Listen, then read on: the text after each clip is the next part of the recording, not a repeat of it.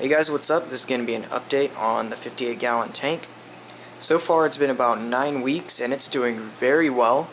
I've added 2 fish, one 6-line wrasse, which has been in here for about 1.5 weeks, and she or he is doing very well, and one Anthea, which has been in here for about 4 days, and she is doing very well as well.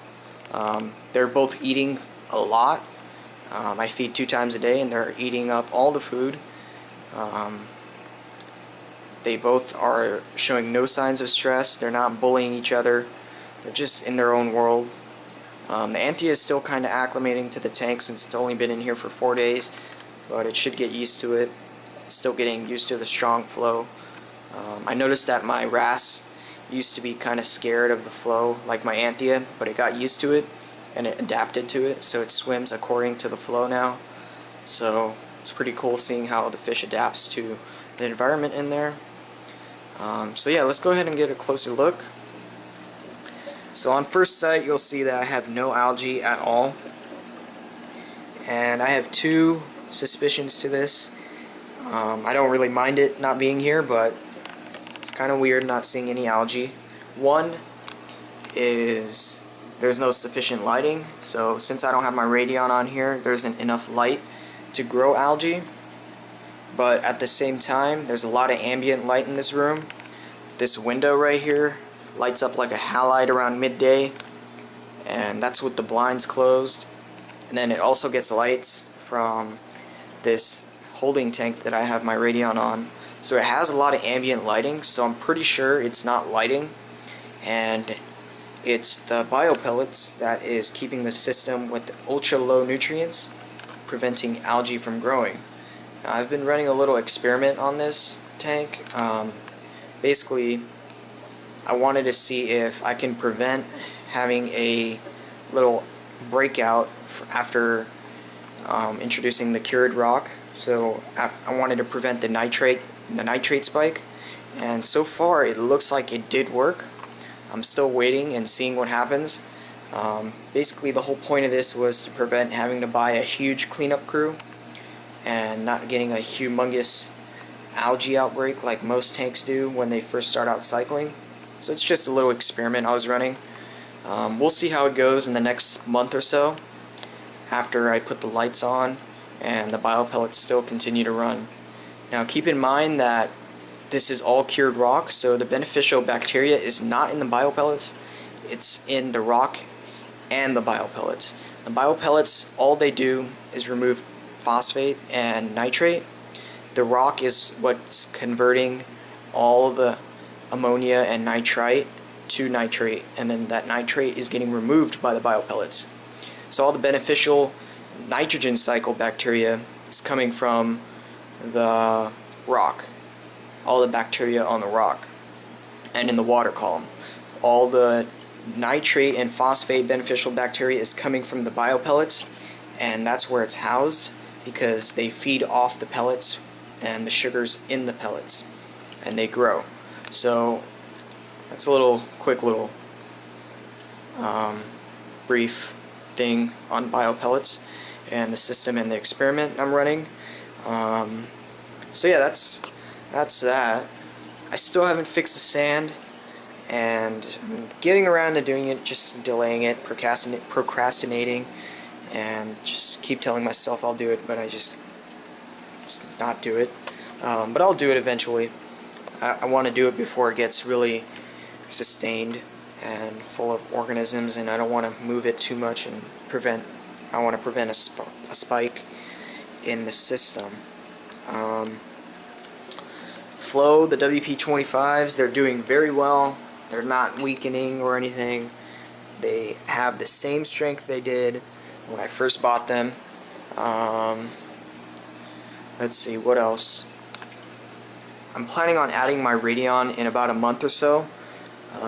What I'm doing is slowly adding fish. I'm waiting on the guy who I buy fish from to restock his system because he redid his whole system. So I'm waiting for him to restock, and then once he restocks, I'm gonna go ahead and buy some more fish. I'm gonna be getting 2 clowns, 2 more Anthias, and I think I'm gonna call it there. But if I feel like it, I might get like a small yellow tang or something, or a coal tang, and put them in here, or maybe some chromis, just to kind of increase the movement. Because on my old tank, on the 46, I only had 3 fish. I got pretty bored of it after a while. There wasn't much movement in the tank.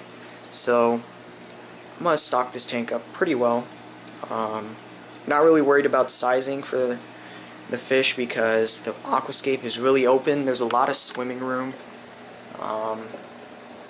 There's a lot of hiding spots. And mainly I'm only going to have SPS. So they're going to have a lot of room to swim in here. So yeah. And once they grow out big, I'm most likely going to take them out. Because I don't want to have a huge old fish in here just making it look ridiculous almost. So we're going to go ahead and go down into the sump now. And I changed a few things down here. I added some rock. And I had this extra rock curing in the curing tub I had. So I just decided to put it in here because it won't hurt. After I added that, I decided to put a Corylea 1050 in here. I had that guy laying around from my old tank. So what's that doing is creating enough flow so I don't get detritus buildup over here.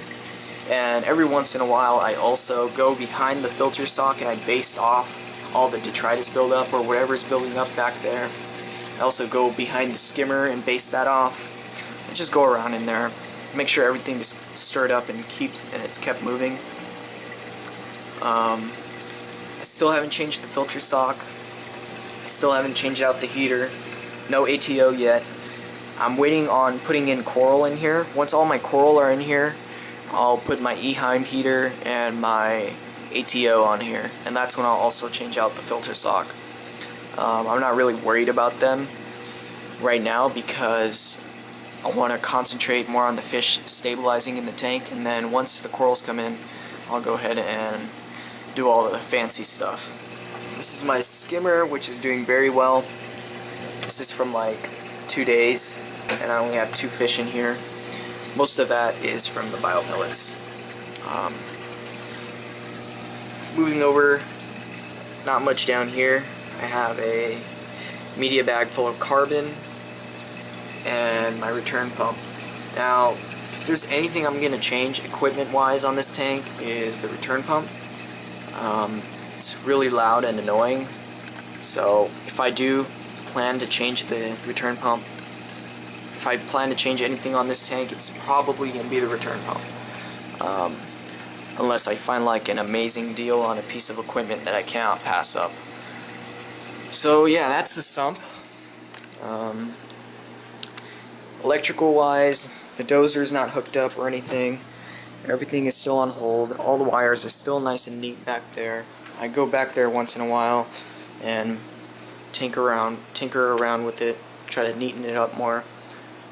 Over here, I have some zip ties because I hanged a flashlight from here just for the hell of it, just to mess around, put some light in the tank. But I'm gonna cut that off soon. So yeah, that's about it for this tank. Over Thanksgiving break, I'm planning on making a door, and it's not going to be much of a door, it's more of a magnetic panel. So I'm going to be having one huge panel that's magnetically attached on the front. So whenever I want to access the sump, I just got to pull off the whole panel. And I think it's going to dampen up the sound a little more. I might line it with some foam or something like they do in computer cases, so it absorbs more sound. So I think that'll really help with the sound and just overall polish up the look and just clean it up. So yeah, that's about it for this video. Before we end this, I'm going to go ahead and show you guys me feeding the fish. So we're going to go ahead and head over. I'm going to turn off the return, turn off the 2 power heads, walk over to my food, which is over here. I'm going to slowly pick it up so we don't stir up the mices. You'll see why in a second. And we did it. Okay, so what I do is I just take out some of this water, this chummy nasty, nutrient full of water. Nutrient full water. I just kind of rotate the little cup thing, and then if I get a little mysis, I just rinse it into the sink. I don't put it back into the cup. But I just get as much water from here out as possible. Then I usually turn off the pumps, but I'm not going to do it for this tank. Don't really care for this tank. It's just a holding tank. So that's the holding tank. My clown's in there. I'm planning on giving that clown away. And here is the main tank. And you'll see them go crazy. Haven't seen a fish that doesn't like mysis yet. So I'm going to go ahead and put this down here so you can watch. So yeah, that's them eating.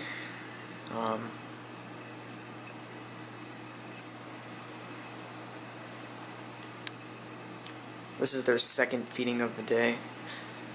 So the wrasse doesn't really eat much on the second feeding. It's always the Anthea. And once I turn on the pumps again, they start eating a lot more because the food gets stirred up and it gets picked up by the pumps. I'm going to go ahead and turn on the right WP25, stir up some food, and you'll start seeing food float up from the bottom of the tank, and they'll start going around trying to catch it. So yeah, that's about it for this video. I'm going to go ahead and turn on the pumps again, and yeah. So if you enjoyed the video, I would really appreciate a like. If you dislike it, hit the dislike. Subscribe if you're new to the channel. I would really appreciate that as well.